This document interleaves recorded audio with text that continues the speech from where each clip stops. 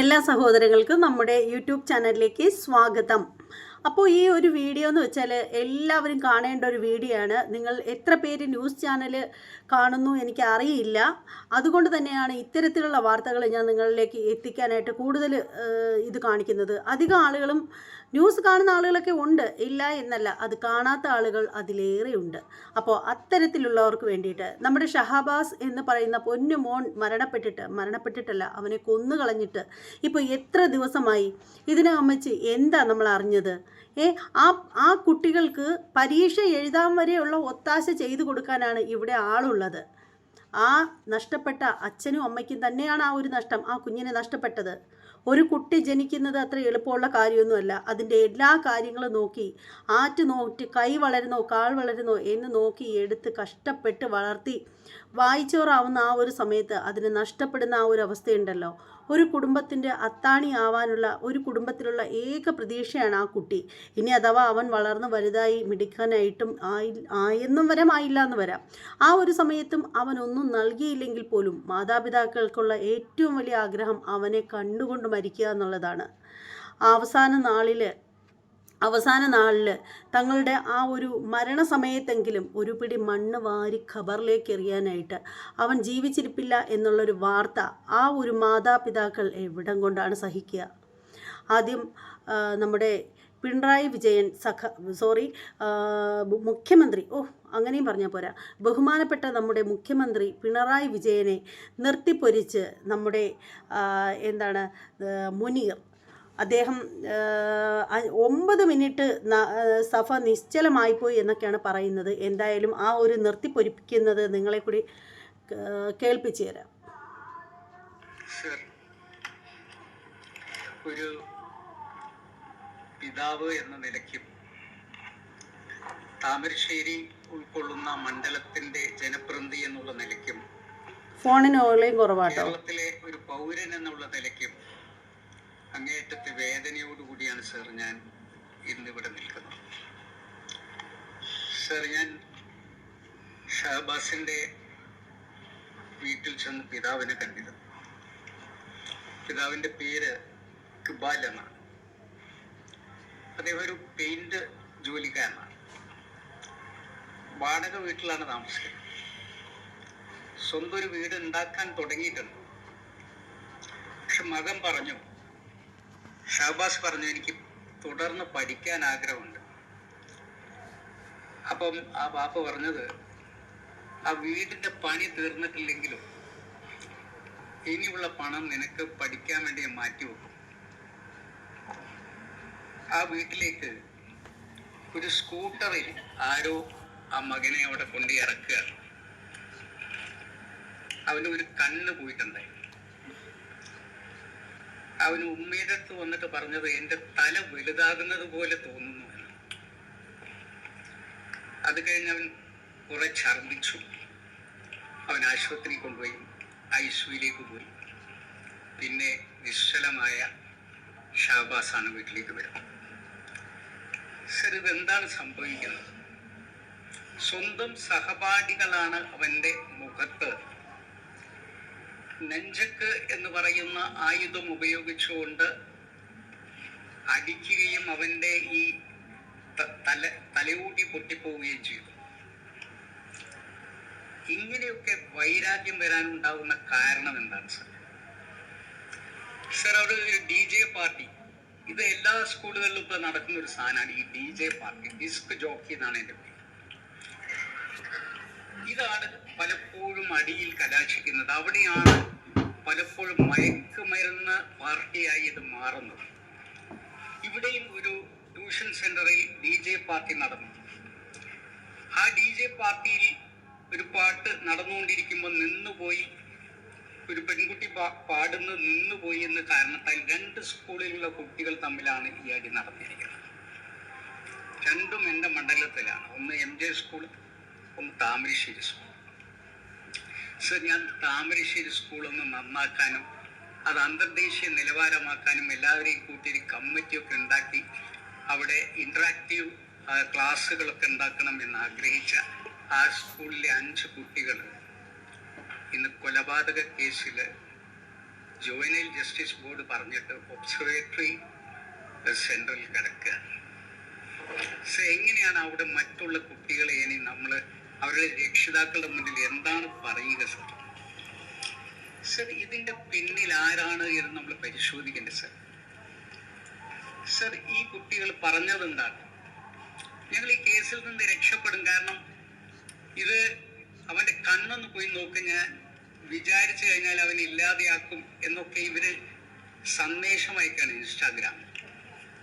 ആ ഇൻസ്റ്റാഗ്രാമിന്റെ പിക്ചർ എന്താണെന്നറിയോ? വാൾ പിക്ചർ നെറ്റ്ഫ്ലിക്സിലെ ദക്ഷിണ കൊറിയൻ സീരീസിൽ വരുന്ന ഒരു കടുത്ത വയലൻസിന്റെ ചിത്രമുണ്ട്, സീരീസ് ഉണ്ട്. അതിന്റെ പേര് സ്ക്വിഡ് ഗെയിം എന്നാണ്.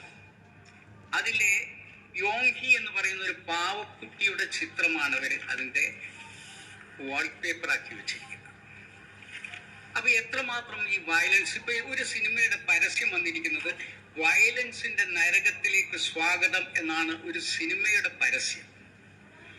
ഇന്ത്യയിലെ ഏറ്റവും വലിയ വയലൻസ് കാണണമെങ്കിൽ വരൂ എന്ന് പറഞ്ഞുകൊണ്ട് മറ്റൊരു ചിത്രം. സർ ഈ ചലച്ചിത്രങ്ങളൊക്കെ എങ്ങോട്ടാണ് നമ്മൾ കൊണ്ടുപോകുന്നത്? മരണ ഗെയിംസ് എത്ര ആളുകളെ കൊന്നിട്ടുണ്ട് സർ? സർ ഇവിടെ തന്നെ ഇതിന്റെ പിന്നിൽ രക്ഷിതാക്കൾ എവിടെ നിൽക്കുന്നു എന്ന് കാണണമെങ്കിൽ പ്രതിയായ കുട്ടിയുടെ പിതാവിന് കൊട്ടേഷൻ രാഷ്ട്രീയ ബന്ധം. സർ TP വധക്കേസുമായി ബന്ധപ്പെട്ടിട്ടുള്ള രജീഷ് എന്ന് പറയുന്ന ആളുടെ കൂടെ നിൽക്കുന്ന ഈ ഇതിലെ പ്രതിയായ കുട്ടിയുടെ പിതാവിന്റെ ചിത്രം പുറത്തു വന്നിരിക്കുകയാണ്. ആ പിതാവിന്റെ അലമാരയിൽ നിന്നാണ് പോലീസ് ഇപ്പോഴ് ഈ നെഞ്ചത്ത് കണ്ടെത്തിയിരിക്കുന്നത് സർ. ആ അടി നടക്കുമ്പോൾ ആ പിതാവ് ആ ഭാഗത്തുണ്ടായിരുന്നു എന്ന് എല്ലാവരും സാക്ഷി പറയുന്നു സർ. സർ ആ പിതാവിന്റെ പേരിൽ പോലീസ് എന്തുകൊണ്ട് നടപടിയെടുക്കുന്നില്ല? കുട്ടികളെ ഇത്തരത്തിലുള്ള അക്രമത്തിലേക്ക് തിരിച്ചുവിടുന്നതിന് വേണ്ടി പിതാക്കന്മാരും നിൽക്കുന്നു എന്ന് പറയുമ്പോൾ എവിടെ എത്തി നിൽക്കുന്നു കേരളം സർ? അതുകൊണ്ടാണ് പ്രിയപ്പെട്ട രമേശ് ചെന്നിത്തല പ്രിയപ്പെട്ട മുഖ്യമന്ത്രിയോട് പറഞ്ഞത്, അങ്ങ് വിചാരിച്ചാൽ ഒറ്റ ദിവസം കൊണ്ട് അവസാനിപ്പിക്കാൻ സാധിക്കുന്നതാണ് ഇത് എന്ന് ഞങ്ങൾ വിശ്വസിക്കുന്നു.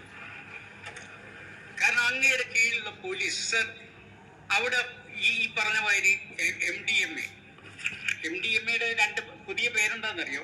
അല്ല, രണ്ട് വേറെ പേരുണ്ട്. അതിന് മോളി എന്നും പേരുണ്ട്, എക്സ്റ്റസി എന്നും പേരുണ്ട്. എക്സ്റ്റസി എന്ന് പറഞ്ഞു കഴിഞ്ഞാൽ ഹർഷോന്മാദം എന്നാണ് സർ. അവിടെ പോലീസുകാരൻ ഈ MDA സൂക്ഷിക്കുന്ന ആളുടെ വീട്ടിൽ ചെന്നിട്ട് പോലീസിനെ അടിച്ചിരിക്കുന്നു. പിറ്റേ ദിവസം വേറൊരു പോലീസ് അയാളുടെ തോളിൽ കൈയിട്ട് നിൽക്കുന്ന ചിത്രം പുറത്തു വരികയാണ് സർ. ഇത് കാരണം ഞാൻ DGPയെ വിളിച്ചു. അപ്പൊ DGP പറഞ്ഞു, നിങ്ങളൊരു യോഗം കൂടും, ഈ മദ്യത്തിനും മയക്കുമരുന്നിനെതിരെ നിങ്ങൾ യോഗം കൂടും. ഞങ്ങൾ യോഗം കൂടി. ആ യോഗം കൂടി ഞങ്ങൾ ഭയങ്കര തീരുമാനമൊക്കെ എടുത്തു. പോലീസ് നമ്മൾ കൂടെ നിൽക്കുന്നു പറഞ്ഞു. പിറ്റേ ദിവസം നോക്കുമ്പോൾ നരിക്കുനിയിൽ പുതിയൊരു ബീവറേജ് തുറക്കുകയാണ്. അപ്പൊ ഞാൻ പറഞ്ഞു, ഇതെന്താണ് ഇവിടെ നമ്മൾ മദ്യം നിർത്താൻ വേണ്ടി യോഗം കൂടിയിരിക്കുന്നു, അവിടെ മദ്യം തുടങ്ങുകയാണോ? ആ ബീവറേജ് തുടങ്ങിയെന്ന് മാത്രമല്ല, എന്റെ കൂടെ ഇതിന് നിന്ന പോലീസ് മുഴുവൻ ബീവറേജ് ആരെങ്കിലും കൂട്ടാൻ വരുന്നോ എന്നുള്ളതിന് കാവൽ നിൽക്കാൻ അങ്ങോട്ട് ഇത് രണ്ടും ഒരേ DGPയുടെ വായിൽ നിന്ന് വരുന്ന നിർദ്ദേശം സർ. സർ എങ്ങനെയാ നമ്മൾ നന്നാവുക സർ? സർ ഇവിടെ ശുചിത്വ മുറിയിൽ നിന്നും അവിടുത്തെ മാലിന്യ വെള്ളം കുടിപ്പിച്ച് മെഹർ ആത്മഹത്യ ചെയ്തു. വിദുരയിൽ +1 +2 തമ്മിലടി.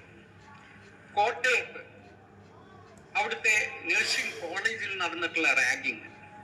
അങ്ങനെ ഓരോ സ്ഥലത്തും സർ ഇവിടെ പിന്നെ ഒരു പ്രശ്നം വെഞ്ഞാറമൂടുണ്ടായി സർ. വെഞ്ഞാറമൂടിൽ എന്ത് ആക്രമണമാണ് അവിടെ നടന്നിരിക്കുന്നത്, അഫാൻ ചെയ്തിരിക്കുന്ന ആ പ്രശ്നത്തിൽ നമ്മൾ വളരെ ഗൗരവമായി കാണേണ്ട ചില കാര്യങ്ങളില്ലേ? സ്വന്തം അനിയനെ ചുറ്റികൊണ്ട് അടിക്കുക മാത്രമല്ല, മുഖം വികൃതമാക്കാനുള്ള മനസ്സെങ്ങനെ വരുന്നു? അവനും ഇവിടെ നിന്ന് മദ്യം കഴിച്ചിട്ടാണ് പോയിട്ടുള്ളത്. മദ്യം കഴിച്ചിട്ടാണ് പ്രിയമയെ കൊല്ലുന്നത് സർ. ഇനിയും നമ്മൾ മദ്യ ഷാപ്പുകൾ തുടങ്ങുകയും ബ്രൂവറി തുടങ്ങുകയും ചെയ്തുകൊണ്ട് അങ്ങ് ദയവ് ചെയ്ത് KPSC ലളിതയോടും ഇന്നസെന്റിന്റെയും ആത്മാവിനോട് നീതി പുലർത്തണമെന്നാണ് ഞങ്ങൾക്ക് പറയാനുള്ളത്.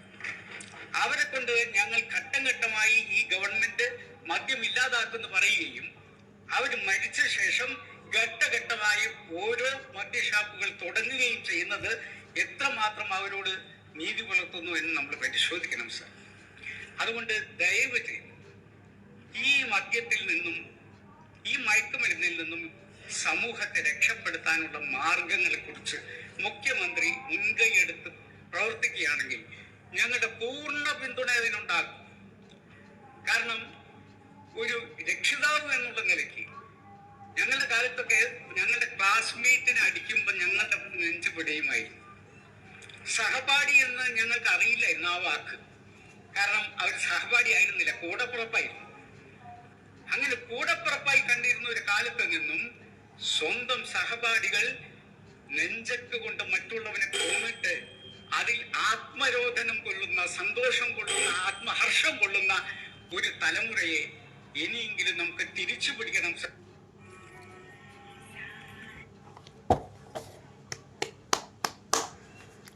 ഈ വാക്കുകൾക്കുണ്ടല്ലോ നല്ലൊരു കയ്യടി കൊടുത്തേ മതിയാവും. ശരിക്കും പറഞ്ഞാൽ കേട്ടിട്ട് രോമാഞ്ചം തോന്നി. കാര്യം എന്താണെന്ന് വെച്ചാൽ അദ്ദേഹം എത്ര സ്ഫുടതയോടുകൂടിയാണ് കാര്യങ്ങൾ പറയുന്നത്. ശരിക്കും ഇതൊന്നും ആരും പറഞ്ഞു കൊടുത്തിട്ടല്ല നമ്മുടെ ബഹുമാനപ്പെട്ട മുഖ്യമന്ത്രി മനസ്സിലാക്കേണ്ടത്. കാരണം നമ്മളെക്കാളും ഒക്കെ ഈ പറഞ്ഞു കൊടുത്ത ആളിനേക്കാളും ഒക്കെ ഒരുപാട് അനുഭവ ജ്ഞാനവും അറിവും പ്രായവുമുള്ള ഒരാളാണ്. എന്നിട്ടും ആ ഒരു വ്യക്തി ഇതിനൊക്കെ മിണ്ടാണ്ടിരിക്കുന്നെങ്കിൽ അത് അറിവുകേടല്ല, അറിവുകേട് കൊണ്ട് മിണ്ടാതിരിക്കുന്നതല്ല, അതിന് പിന്നിൽ മറ്റെന്തെങ്കിലും കാണുമായിരിക്കും. നമ്മളതേക്കുറിച്ചൊന്നും പറയാൻ ആളല്ല. അപ്പോൾ എന്തായാലും ഈ ഒരു വീഡിയോ കണ്ടവർക്ക് നിങ്ങളുടെ അഭിപ്രായം എന്താണെന്ന് വെച്ചാൽ വന്ന് കമൻറ്റ് ബോക്സിൽ രേഖപ്പെടുത്തുക. ഇനി ഇതുപോലെയുള്ള ഒരുപാട് വീഡിയോകളുമായിട്ട് ഞാൻ വരുന്നതായിരിക്കും. നമ്മുടെ ചാനൽ സബ്സ്ക്രൈബ് ചെയ്യാതുള്ള ആളുകളൊക്കെ ഉണ്ടെങ്കിൽ എത്രയും പെട്ടെന്ന് സബ്സ്ക്രൈബ് ചെയ്ത് ബെല്ലൈക്കൻ കൂടി ഒന്ന് അനേബിൾ ചെയ്യുക. ഇനി മറ്റൊരു വീഡിയോയുമായിട്ട് വരുന്നത് വരെ എല്ലാവർക്കും ബൈ.